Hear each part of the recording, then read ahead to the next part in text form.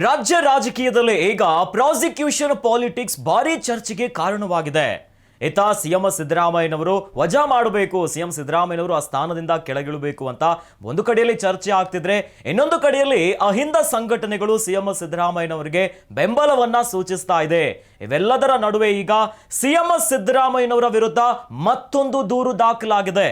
ಈ ಕುರಿತಂತೆ ಒಂದು ಬ್ರೇಕಿಂಗ್ ನ್ಯೂಸ್ ಲಭ್ಯವಾಗ್ತಾ ಇದೆ, ನೋಡಿ ಬರೋಣ.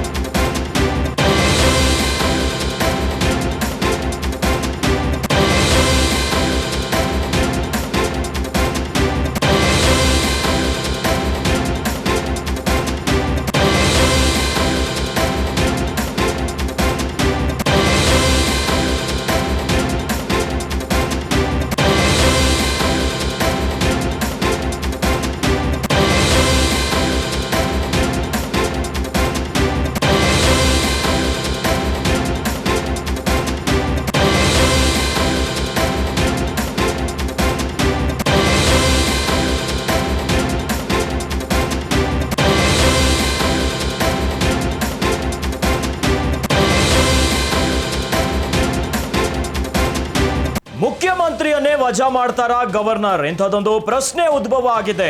ಸಿದ್ದರಾಮಯ್ಯ ವಿರುದ್ಧ ದ್ವೇಷವನ್ನ ಕಾರ್ತಾರ ಗೆಹ್ಲೋಟ್. ಬಿಜೆಪಿ ದೂರಿಗೆ ಮತ್ತೆ ಜೈ ಅಂತಾರ ರಾಜ್ಯಪಾಲರು. ಕುತೂಹಲ ಕೆರಳಿಸಿದೆ ಗವರ್ನರ್ ಗೆಹ್ಲೋಟ್ ನಡೆ. ಸಿಎಂ ಸ್ಥಾನದಿಂದ ಸಿದ್ದರಾಮಯ್ಯರನ್ನ ವಜಾಗೊಳಿಸಿ ಎನ್ನುವಂತಹ ಮಾತು ಕೇಳಿ ಬರ್ತಾ ಇದೆ. ಸಿದ್ದರಾಮಯ್ಯರನ್ನ ವಜಾಗೊಳಿಸಲು ಬಿಜೆಪಿ ದೂರನ್ನ ಕೊಟ್ಟಿದೆ. ರಾಜ್ಯಪಾಲರಿಗೆ ಬಿಜೆಪಿ ಎಂಎಲ್ಸಿ ಡಿಎಸ್ ಅರುಣ್ ದೂರನ್ನ ಕೊಟ್ಟಿದ್ದಾರೆ. ರಾಜಭವನದಲ್ಲಿ ಭೇಟಿಯಾಗಿ ಡಿಎಸ್ ಅರುಣ್ ಕಂಪ್ಲೇಂಟ್ ಅನ್ನ ಕೊಟ್ಟಿದ್ದಾರೆ.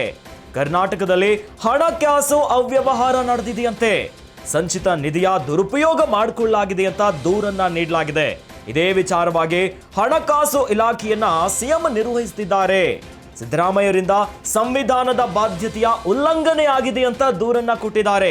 ಅಸಾಂವಿಧಾನಿಕ ಹಣಕಾಸು ಅವ್ಯವಹಾರಕ್ಕಾಗಿ ವಜಾಗೊಳಿಸಬೇಕು ಸಿಎಂರನ್ನ. ಪರಿಷತ್ ಸದಸ್ಯ ರಾಜ್ಯ ಬಿಜೆಪಿ ಕಾರ್ಯದರ್ಶಿ ಅರುಣ್ ಕಂಪ್ಲೇಂಟ್ ಅನ್ನ ಕೊಟ್ಟಿದ್ದಾರೆ. ಸಿಎಂ ಸಿದ್ದರಾಮಯ್ಯನವರನ್ನ ವಜಾ ಮಾಡ್ತಾರ ಗವರ್ನರ್ ಅನ್ನುವಂತ ಪ್ರಶ್ನೆ ಈಗ ರಾಜ್ಯ ರಾಜಕೀಯದಲ್ಲಿ ಸಂಚಲನ ಮೂಡಿಸ್ತಾ ಇದೆ. ಅದರಲ್ಲೂ ಕೂಡ ರಾಜ್ಯಪಾಲರ ಒಂದೊಂದು ನಡೆ ಕೂಡ ಈಗ ದೊಡ್ಡ ಮಟ್ಟದ ಚರ್ಚೆಗೆ ಕಾರಣವಾಗ್ತಿದೆ. ಈಗಾಗಲೇ ಸಿಎಂ ಸಿದ್ದರಾಮಯ್ಯನವರ ವಿರುದ್ಧ ಪ್ರಾಸಿಕ್ಯೂಷನ್ಗೆ ರಾಜ್ಯಪಾಲರು ಅನುಮತಿಯನ್ನ ಕೊಟ್ಟಿದ್ದಾರೆ. ಇದೇ ವಿಚಾರವಾಗಿನೇ ರಾಜ್ಯದಲ್ಲಿ ಕೊತನೆ ಹೊತ್ತಿ ಉರಿತಾ ಇದೆ ಪ್ರಾಸಿಕ್ಯೂಷನ್ ಪಾಲಿಟಿಕ್ಸ್. ಇವೆಲ್ಲದರ ನಡುವೆ ಈಗ ಸಿಎಂ ಸಿದ್ದರಾಮಯ್ಯನವರ ವಿರುದ್ಧ ಮತ್ತೊಂದು ದೂರು ದಾಖಲಾಗಿದೆ. ಅದು ಕೂಡ ಬಿಜೆಪಿ ಪಡೆಯಿಂದನೇ ಈಗ ಮತ್ತೊಂದು ದೂರು ದಾಖಲಾಗಿರೋದು.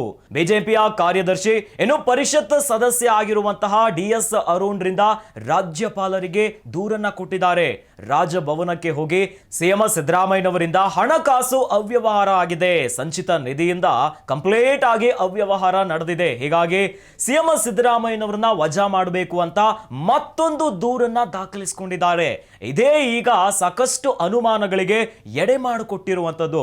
ಇತ್ತೀಚೆಗಷ್ಟೇ ಸಿಎಂ ಸಿದ್ದರಾಮಯ್ಯನವರನ್ನ ಭೇಟಿ ಆಗಬೇಕು ಅಂತ ಸಿಎಂ ಸಿದ್ದರಾಮಯ್ಯನವರ ಸಲಹೆಗಾರರು, ಕಾನೂನು ಸಲಹೆಗಾರರು ಹೋಗಿದ್ರು. ಆದರೆ ರಾಜ್ಯಪಾಲರು ಭೇಟಿ ಆಗಿಲ್ಲ. ಇನ್ನು ಕ್ಯಾಬಿನೆಟ್ ದರ್ಜೆಯ ಅಧಿಕಾರಿಗಳು ಹೋದ್ರು ಕೂಡ ರಾಜ್ಯಪಾಲರು ಅವರನ್ನ ಭೇಟಿ ಆಗಿಲ್ಲ. ಆದರೆ ಈಗ ಬಿಜೆಪಿಯ ಎಂಎಲ್ಸಿ ಪರಿಷತ್ ಸದಸ್ಯ ಹೋಗಿ ಮತ್ತೆ ಸಿಎಂ ಸಿದ್ದರಾಮಯ್ಯನವರ ವಿರುದ್ಧ ದೂರನ್ನ ಕೊಡ್ತಿದ್ದಾರೆ.